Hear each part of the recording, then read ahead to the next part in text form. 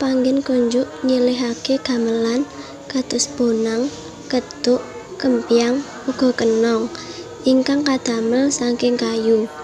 Rancak nggadhahi motif ukiran tradisional lan ukiran geometris. Tuladha motif ukiran tradisional ingkang didamel yaiku motif saking Jepara, Pekalongan, Mataram, Surakarta, lan Yogyakarta. Ing lebet ukiran tradisional enten bentuk kados sekar, ron, sulur, lan woh. Ing motif ukiran enten ingkang didadekake setunggal, kayata motif sulur lan sekar. Pluntur inggih punika perangan gamelan ingkang awujud tali ingkang dironce miturut kabetahan setunggal gamelan. Kagemane gender slentem dienggo ngrenteng wilah-wilah ugi diwenehi tancepan dawuh supados wilahan saged gumantung. Yen kagem kethuk, kenong, kempyang ugi bonang dironce wonten ing rancakan kagem numpangaken wijin-wijin gamelan kala wau. Pluntur ugi ditalekaken wonten ing gong, kempul, suwukan kanthi ancas kagem nggantung perangan kala wau wonten ing gayor, supados yen ditabuh saged nyuwanten ingkang sae. Gayor gong. Piranti gamelan ingkang dipunwastani gayor gong inggih menika salah satunggalipun piranti ingkang arupi kajeng utawi kayu ingkang awujud gawang. Tuwin nginggilipun gawang menika dipun ukir wujud taksaka utawi naga. Lajeng tali ingkang damel gandhulaken kempul kaliyan gong menika naminipun tali pluntur.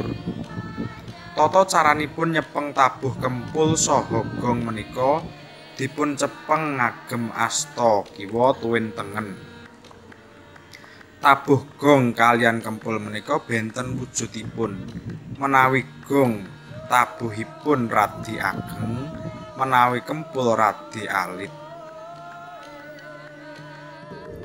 Plangkan nggih menika peranganipun saking kricikan gamelan ingkang didamel saking kayu. Lumrahipun didamel saking kayu jati. Ingkang saged diandharaken kadosta antaranipun nggih menika A. Rancakan. Plangkan ingkang wonten sajroning bonang kaliyan kenong. B. Pangkon. Plangkan ingkang wonten sajroning demung, saron, barung kaliyan penerus. C. Grebokan. Plangkang ingkang wonten sajroning gender kaliyan slentem. D. Gayor. Plangkang ingkang kangge nyantunaken kempul kaliyan gong. Sungreng utawi ingkang dipunsebat kosok menika bagianipun saking rebab ingkang dipunginakaken kangge nggesek rebab. Pinten-pinten kagemanipun ingkang wonten sungreng utawi kosok antaranipun menika bobat kadamel saking wulu buntut jaran ingkang dipun demokaken lajeng kala nggesek senar perunggu.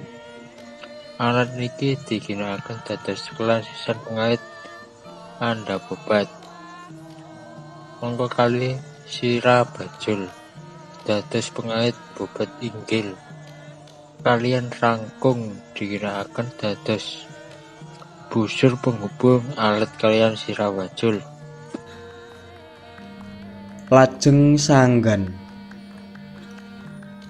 Sanggan menika peranganipun piranti gamelan ingkang lumrahipun dipun damel saking singatipun maesa, sungunipun kebo, utawi saking kayu, utawi saking kuningan. Senadyanto wujudipun alit, nanging sanggan menika satunggaling piranti ingkang wigati sanget. Piranti gamelan ingkang betahaken sanggan menika gender kaliyan slentem. Kagunanipun sanggan inggih menika dipun damel nyangga wilahipun gender utawi slentem ingkang sampun tumata kaliyan tali pluntur wonten sainggilipun rancak. Lajeng dipun sangga kaliyan sanggan menika saengga saged ngasilaken swanten ingkang ulem.